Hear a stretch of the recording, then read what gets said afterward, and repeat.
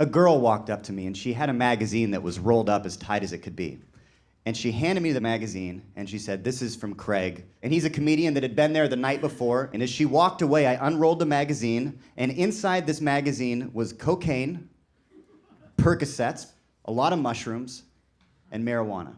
So I looked at all the drugs, and out of all of these drugs, I'd done one of them. And I thought, you know what? Since I've never done mushrooms, a lot of people decide to do mushrooms for the first time in the woods, maybe at a great fish concert. I thought, why don't I do it in the most nightmarish landscape possible? So I just eat some mushrooms.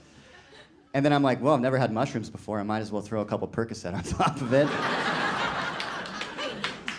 And so there I was, feeling like, for the first time, like I was living at 100%.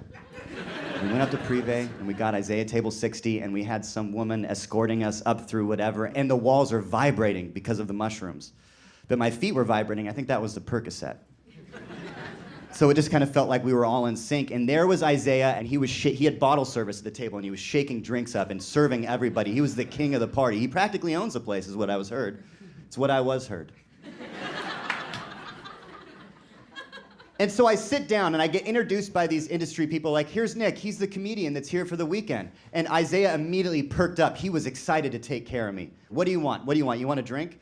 And I was like, in my mind, I'm like, I don't think I should add that. So I was like, no, I'm good. Thanks, Isaiah. Oh, the disappointment just sunk into him. The look on his face was like, that's not okay.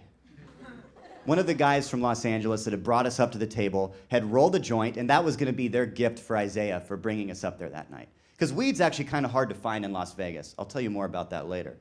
So the guy took the joint, and from across the table in a very loud room goes, "After hours," and he hands the joint to Isaiah. Isaiah looks at the joint and then looks at me and says, "Huh?"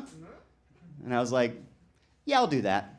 And so he lit this joint up in a very secretive way, handed it to me, and now I was just like, and everyone's like, "No, you gotta," and I'm like, well, it's Isaiah. He practically owns the place, but yeah, we'll hide it. So it's getting passed around the table. People are like hiding it, going under the leg, and like keeping it down. And it came around 2 times and hit me as the last person, my third turn with the joint. And I took the last hit, and I went to go put it down by my feet. And in that moment, I feel a hand on my shoulder.